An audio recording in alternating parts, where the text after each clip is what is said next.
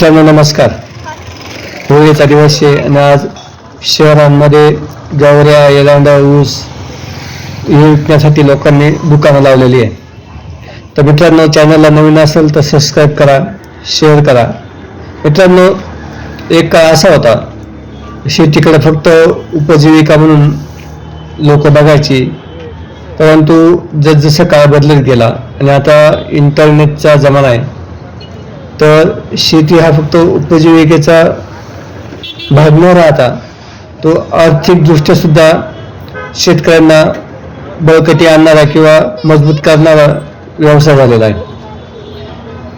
गवऱ्या, ऊस, एरंड आज याची किंमत जर बघितली मार्केटमध्ये तर 10 रुपयाला एक गवरी आहे आणि ऊसाची जी एक कांडी आहे तिची पण किंमत चांगली द्यावी लागते. आणि एरंडाचा सहसा एरंड कुठं पण उगवतो आपल्याला चांगली माहिती, पण एरंड सुद्धा ती 20 रुपयाला एक फांदी आहे. तर मित्रांनो, पूर्वी ग्रामीण भागात गवऱ्या या प्रत्येक घरात तयार व्हायच्या, परंतु जसजसं आधुनिक शेती तयार झाली, ट्रॅक्टरने शेती करायला लागले, यंत्र वाढले, तसतसं बैल गाई ह्या कमी होत गेल्या आणि गवऱ्या ह्या सुद्धा बघा आता शक्यतो लोक गवऱ्या थापते नाही. पूर्वीच्या प्रत्येक घरामध्ये गवऱ्या राहायच्या, चुली राहायच्या. आता चुली आणि लोक गॅसवरती स्वयंपाक करते म्हणून त्या गवऱ्या सुद्धा कमी झालेल्या आहे.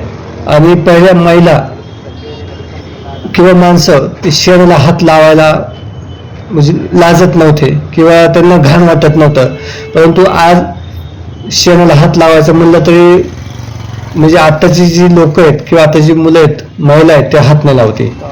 आणि याचंच कारण आहे का शेण हे जे आहेत किंवा गवरीत याची व्हॅल्यू वाढलेली आहे आणि आता 10 रुपयाला एक गवरी. तर मित्रांनो, हा एक व्यवसाय खूप चांगला चालू झालेला आहे. आज प्रत्येक शहरामध्ये लोक मयत होत आहे आणि त्या मयत झालेल्या लोकांना गवऱ्या जाळण्यासाठी लोक उपयोग करत आहे.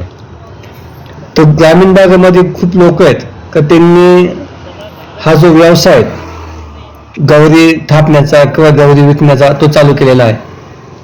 आणि शेतीला म्हणजे हा एक जोडधंदा म्हणून सुद्धा त्यांनी तो आपला व्यवसाय जपण्याचं काम चालू केलेलं आहे.